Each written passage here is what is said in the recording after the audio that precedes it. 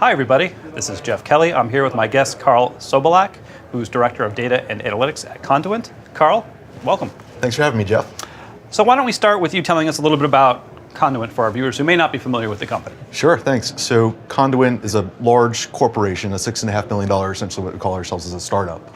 We were spun off of Xerox, the technology company, back in 2007 to focus on services. How can we deliver services in the world of digital processing, customer interactions, and really solving large corporate challenges.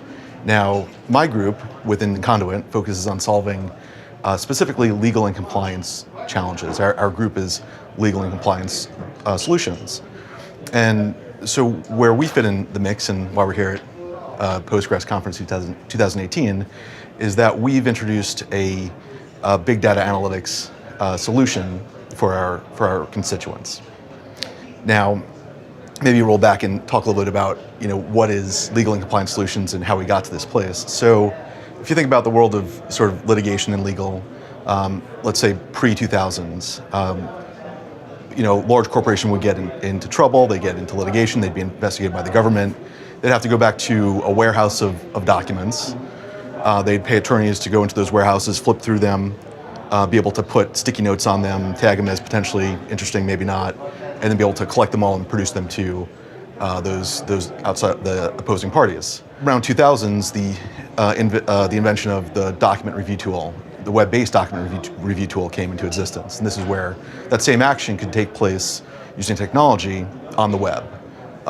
Documents like emails, electronic emails, office files, PDFs would be collected from corporate computers, processed, data extracted into different formats, text and metadata and so on, loaded up into these platforms where that same sort of activity that used to take place in a warehouse manually in paper documents was now happening digitally. I imagine there was a lot of efficiency gains right there. Major efficiency gains right there. People could work, from any corner of the world as long as they had an internet browser, they could get that work done. Fast forward, years, right, into the mid 2010s, right? This process has been going on for a long time. People are looking to, improve the technology, make the process more effective. They say that 70% of all litigation costs are in the document review process, right, where attorneys are manually looking at content. And so we're constantly looking for ways to improve upon that.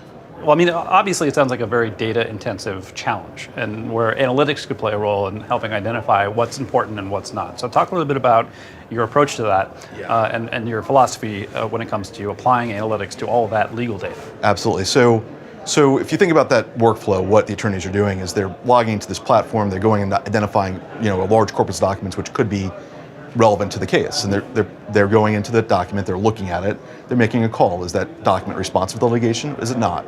Is it privileged to meaning attorney-client communications potentially that need to be withheld, or is it not?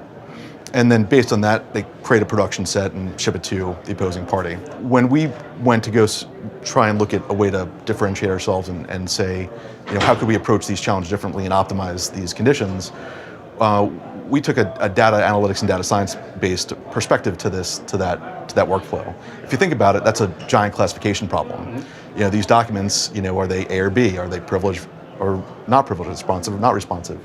Combine that with the challenge, or combine that with the fact that over the past 15 years, attorneys have been going into, for large corporate companies, they've been going into these document review platforms and labeling documents. And so what we realized is that our platform and the services that we're providing was actually creating a massive repository of legal labels on documents. So metadata essentially for all of those documents. Metadata for all those documents, which could then be used in data analytics, data science-based use cases. Could we take all the learning from those prior cases and play that forward on the next case for a corporate client and optimize and predict where those responsive documents may exist, or those expensive privileged documents, very risky privileged documents, might exist within that review scope. Okay, so you're speeding up the process, hopefully getting even more accurate, and you're obviously reducing the manual labor that previously was pretty much how you went through all these documents. Correct. But all that work labeling documents, whether it's physically or then digitally, really laid the groundwork, maybe not with a lot of foresight, but it turns out all that labeling and metadata turns out to be really important. Correct. Right. So talk about how you actually do that. You're using Pivotal Greenplum. Talk about the role Greenplum plays in this process and in the products that you then deliver to your customers. Right. So we come from the world of legal, which is usually a slow changing to technology, right? And historically, our platforms and our services were provided on SQL Server databases, Oracle databases, and the like. But they really couldn't handle the amount of data that we wanted to compute, and they couldn't really handle analytics functions in database, right? And so when we took a look at this problem a few years ago, we said we wanted to answer those questions. How can we essentially amass this data at scale and then in platform be able to run analytical functions and computes?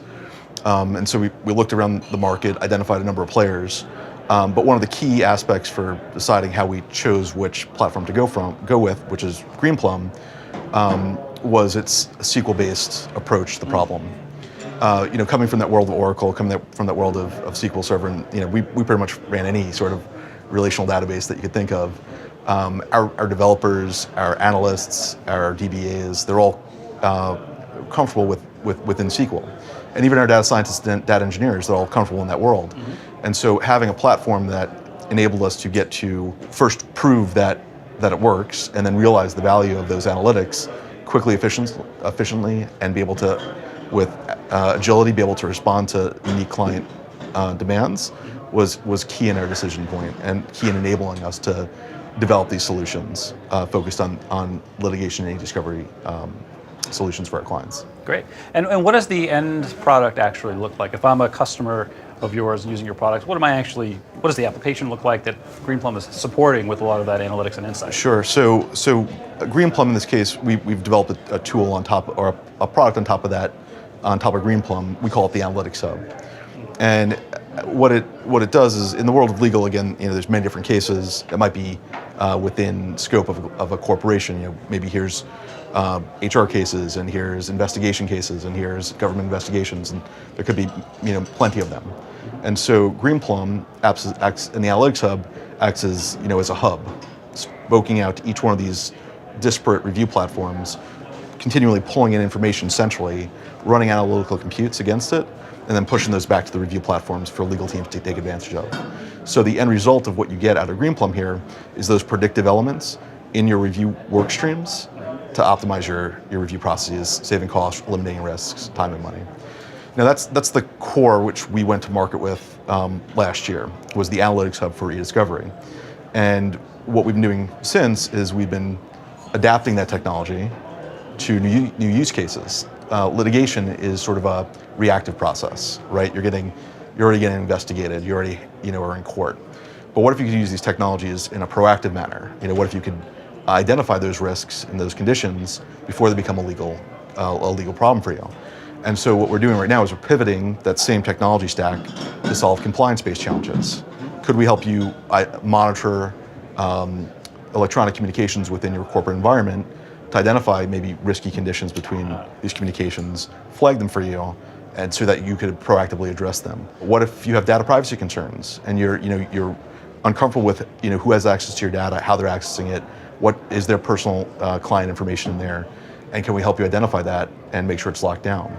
Do you know what sort of key material terms are within your contracts that may have far-reaching compliance-based or regulatory implications, and are you doing the right things about them? Those are the types of solutions, now that we have this core capability in place based on Greenplum, the Analytics Hub, and our e-discovery background, we're looking to adapt to. Okay, so Greenplum's helping you do those kind of predictive analytics types of workloads, so you can, again, get ahead of challenges before they actually become potentially a case in court. Yep, that's right. And you mentioned in-database analytics being important to you, and I imagine, of course, you want to grow your business, you want to scale it, so you need a platform that's going to be able to grow both from a data perspective as well as a user perspective. In-database analytics plays a role there because you're not moving the analytics and the data around. You've got a central location. Talk about the scalability and the in-database analytics capabilities and how that is helpful for you in terms of Greenplum. We have these, centralized sort of e-discovery or compliance-based platforms that maybe legal teams do their work in, and that's run off standard relational operational databases. Greenplum is the analytics and compute store. So anything we need for analytics is pulled into that database. It doesn't leave that database unless legally required, obviously. But that's where all the compute happens. We don't pull it out to other systems. It doesn't have to go to other sort of data science platforms. We are working within that platform for all of our needs. And sort of the way that we approach that problem, or approach the creation or delivery of analytics, is Greenplum offers MadLib as a data science tool. We have a toolbox. MadLib is one of the key features of that toolbox. Every time we look at a data science problem, we start with MadLib to start with, right? Apache MadLib, fully parallelized, data science-based modeling algorithms that run inside the database, right? If the problem is that covers most of our use case, right? But obviously there could be some unique or some more advanced sort of techniques that are applied or are required. We'll start drilling down. Greenplum also supports Python libraries and database, R and R libraries and database. We utilize those as well, sort of a drill down method through the toolbox to get the right data science utility for that problem. Normally, the use case is MadLib as the analytical toolbox framework of choice to drill down through, and then most of our feature extraction is done with Python or PGSQL. All right, well, fantastic. Well, Karl, thanks so much for taking time to talk with us. It's a really interesting use case, and good luck with the business and your analytics. Thanks a lot. Thanks for having me, Jeff. Absolutely.